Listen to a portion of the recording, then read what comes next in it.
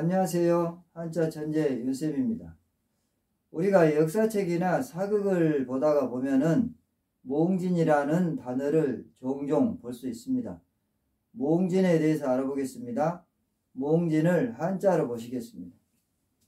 몽진, 이 몽자에는 여러 가지 뜻이 있습니다. 덥다, 받다, 입다, 속이다, 어둡다, 어리다 이런 뜻이 있죠. 이 진자에도 여러 가지 뜻이 있습니다.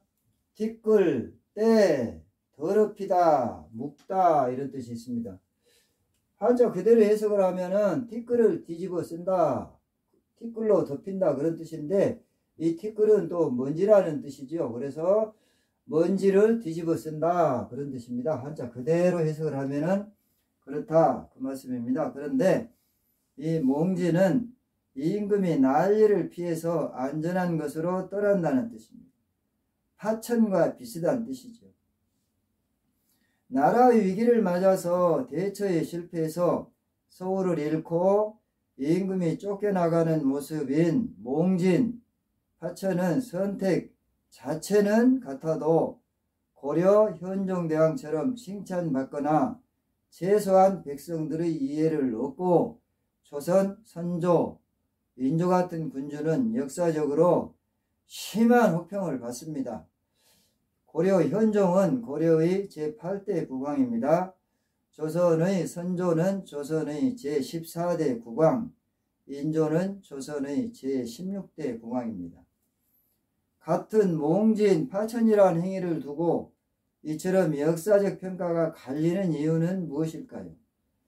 첫째는 국난을 당하기까지 충분히 예견되고 준비할 시간이 있었음에도 불구하고 그 대처에 실패해서 이를 키운 무지와 무능입니다.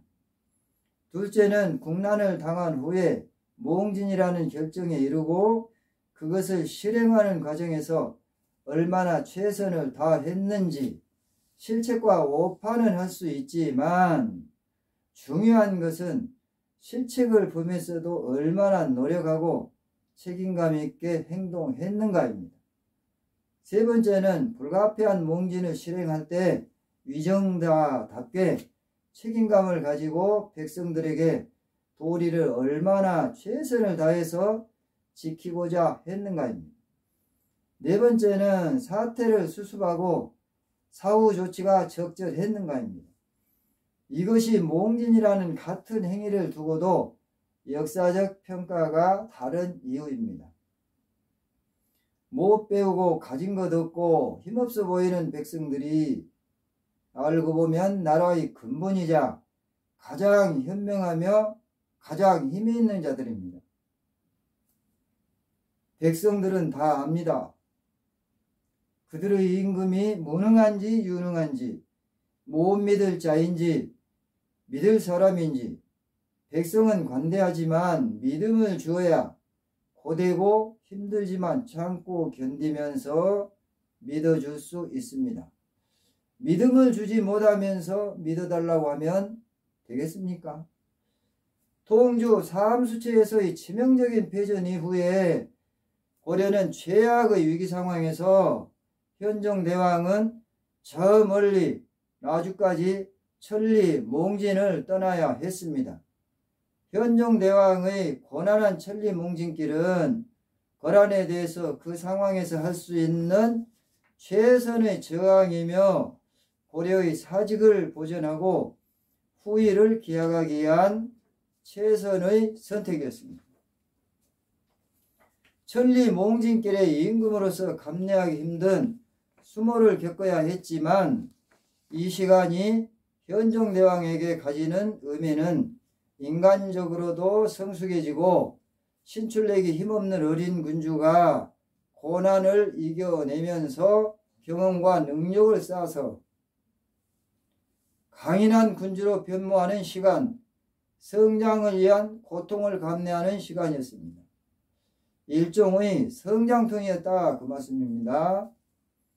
몽진길에서 그는 후일 다시 다가올 거란과의 전쟁을 대비하면서 그에게 주어진 과제를 온 몸으로 보고 듣고 체험하고 누가 충성스러운지 유능한지 무능한지를 살폈습니다. 이는 그가 앞으로 중용해야 할 신하와 버려야 할 신하를 확실하게 확인하는 계기가 되었습니다. 이때 중용되면서 등장하게 되는 인물이 후에 거란과의 제3차 전쟁을 이끄는 강감찬, 강민첨 장군 등입니다. 강감찬은 고려 전기의 과거에 장원급제한 문신입니다. 서북면 행령도통사, 상원수 대장군, 거란군을 대파하고 고려를 구한 명장입니다. 문화시중 등을 역임한 문신입니다. 문화시중은 조선시대로 말하자면 영의정과 같은 벼슬이죠. 강민첨 장군은 고려 전기의 문과에 급제했습니다. 안찰사, 병부상서 등을 역임했고 거란의 침입을 격퇴한 장수, 공신입니다. 거란 성종이 물러가고 왕도에 복귀해서도 현종대왕은 천리 몽진길을 결코 잊지 않았습니다. 왕도는 왕궁이 있는 도성입니다. 왕성이라고도 하지요. 몽진길에서 여러 백성들과 호족들의 핍박을 받았지만은 그에 대해서 잊지 않고 보복보다는 포용하고자 노력했습니다. 전란의 고초를 겪은 백성들의 아픔을 공감하면서 치유하려고 노력했고 전쟁에 희생된 장졸들의 공을 기렸습니다. 최선을 다해서 그들이 남겨진 가족들을 돌보았습니다. 이렇게 백성들의 마음을 모으고 민심을 다져나갔습니다. 그것을 발판으로 국정을 개혁하고 전후 복구와 다가올 전쟁 준비까지 10년을 하루도 쉬지 않고 노력했습니다.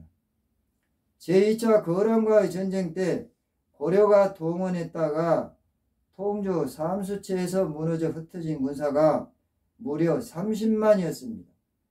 그 후 제3차 거란과의 전쟁 때 현종대왕이 거란의 소배합이 이끄는 10만 대군과 맞설 때 고려 병력이 20만 8천이었습니다.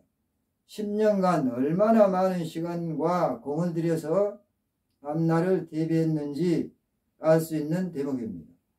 몽진길이 천리였다고 해도 고려 현종대왕의 몽진길이 높은 평가를 받는 이유입니다. 구독을 꾹 눌러주시면 고맙겠습니다. 몽진이나 파천을 두고 어떤 사람은 역사적 죄인으로 또 다른 어떤 사람은 성군으로 기억이 됩니다.